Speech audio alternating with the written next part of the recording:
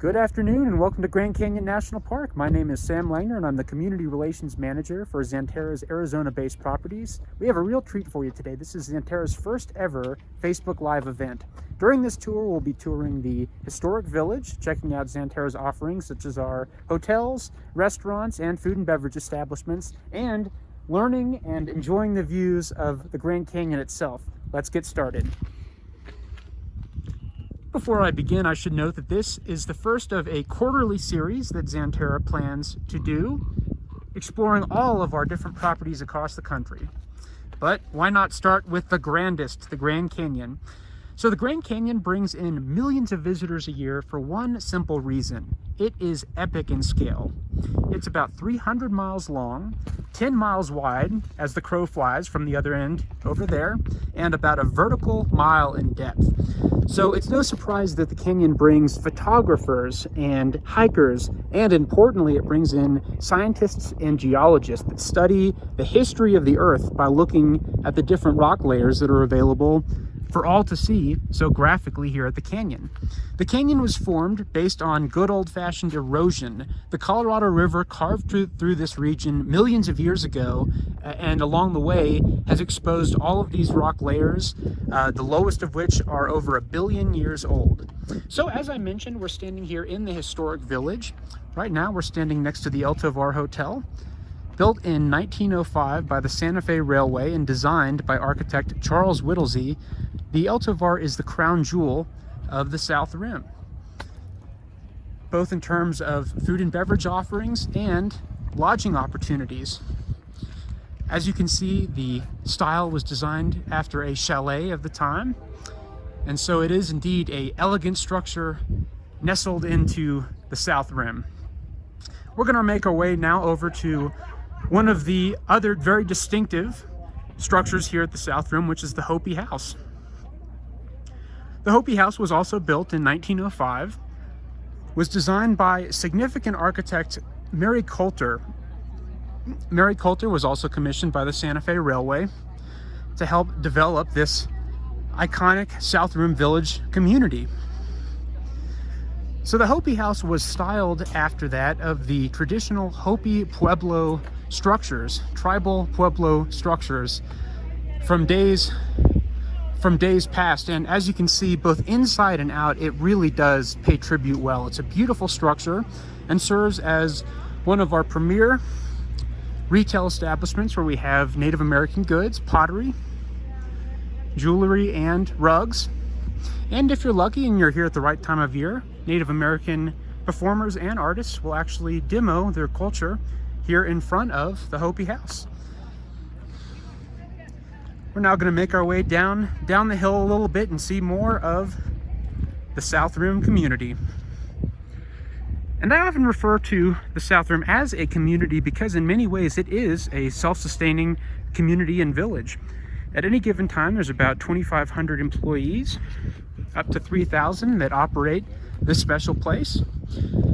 It's such a large community, in fact, that there is a school on property. There's a general store, a bank, and a U.S. post office.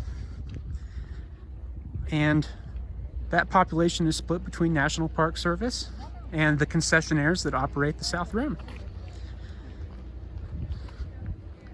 As I walk along, some fun things to add to your bucket list for your visit to the Grand Canyon. Once you're here, I would highly recommend doing the Phantom Ranch and Canyon Vistas mule rides, which both do require some advanced booking, but are very worth it if you can get a slot.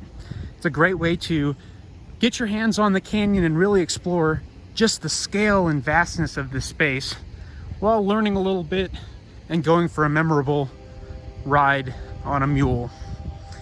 Phantom Ranch, as I had mentioned, is actually located at the bottom of the South Rim, or bottom of the canyon, that is. You can only get there by hiking or by mule, but once you're there, you get luxury in a very surreal landscape. Once you're down there, there's a cantina that serves a world-class steak dinner, as well as lodging opportunities in air-conditioned cabins, or the campsites that are right next to the creek, and you can dip your feet in the water. So it is a very memorable experience. On my left, we're passing by some of our newer lodging here at the South Rim. It's Kachina and Thunderbird Lodges. These are both newer buildings by Canyon standards. They were made in the mid-60s. Each room on the canyon side has sweeping views of the South Rim of the canyon, and there are communal spaces inside as well that are wonderful to relax and enjoy a sunset after dinner or after a long day of hiking. So we're making our way down the main stretch here. So a fun fact that a lot of people don't know about the South Rim is that all water at the South Rim actually comes from the North Rim. Roaring Springs, which is located at the North Rim of the Grand Canyon, across the way, across Bright Angel Trail, produces all the water for the South Rim. And this being the case, you might ask, how does it get here? Well, there's a series of pump houses. One is located at Phantom Ranch, and the other is at Indian Gardens, which we can see down below us now. And they shoot water up at a tremendous pressure all the way from the North Rim. And that's over 21 miles that water is traveling in a single pipe. So quite an engineering marvel, to say the least. Next time you're here, think about that when you're washing your hands. All right, we're going to continue along now. So the next building we're going to take a look at is Bright Angel Lodge. Bright Angel Lodge was also designed by architect Mary Coulter. It was built in 1935 at the request of the Santa Fe Railway. And this served as an alternative to the El Tovar Hotel, in the sense that it wasn't marketed as the highest service, but it is still a wonderful and classic lodge in association with the cabins that we have here. Bright Angel Lodge includes a number of food and beverage establishments, the Arizona Room, the Tavern, and it has the Fountain as well, which is a grab-and-go dining establishment. Always check the website to check availability. And so on the back side of Bright Angel Lodge, you have this wonderful patio that actually looks out at the South Rim. And right inside, because we're on the back side now, right inside the back doors there is the history room. And for those visiting, I would highly recommend going into the history room and learning a little bit about the Fred Harvey Company, the Harvey girls that once made this place possible. And Xanterra is the evolution of that company. So as I mentioned, attached to Bright Angel Lodge are a number of cabins that you can stay in. One of the most significant, and well worth a video on its own, is the Bucky O'Neill Cabin, which is right here. The Bucky O'Neill Cabin is the oldest continuously standing structure here at the South Rim. Built in the late 1800s, the Bucky O'Neill Cabin served as a bunkhouse and studio for significant Arizona figure Bucky O'Neill. He was one of Roosevelt's Rough Riders, as well as a lawyer and editor in the area. And he built this stunning property. Now, as you can see, it is located right on the rim, and you can actually rent the Bucky O'Neill Cabin for an evening here at the South Rim. Now, over on my left are some of the Bright Angel cabins, all of which have been recently renovated, and they too look directly out at the view. So be sure to check that out. And so finally, I'd like to show you the Lookout Studio. For my money, this is one of the most impressive structures here at the South Rim. This was designed by Mary Coulter, architect Mary Coulter, built in 1914. And the Lookout Studio is fascinating in that it was designed to disappear into the landscape. Through its use of natural stone and organic forms, the Lookout Studio very much looks like it is just a rock feature that pops out of the canyon walls. And that is very much an intentional design choice. So what we'll do is do a quick walkthrough of Lookout Studio and then stop our video at the back patio. Let's go ahead and go inside. As we're walking in, I'll note that to our left is the Kolb Photography Studio,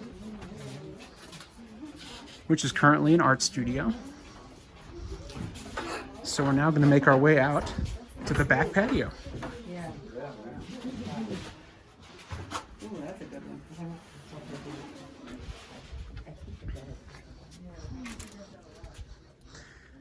So here we are on the back patio of Lookout Studio. Again, this structure was built in 1914. Kolb Studio is located over on our left. And if we go to the right side, we can retract our steps here. The El Tovar Hotel, Kachina and Thunderbird Lodges, as well as Bright Angel Lodge, all situated right on the rim of the Grand Canyon. During certain times of year, if you're lucky, you can see California condors land on the walls here at Lookout Studio. Doesn't look like there are any today.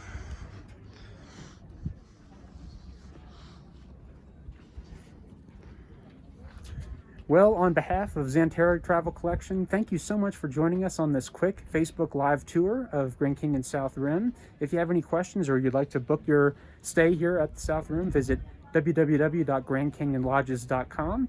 Thank you so much. Take care.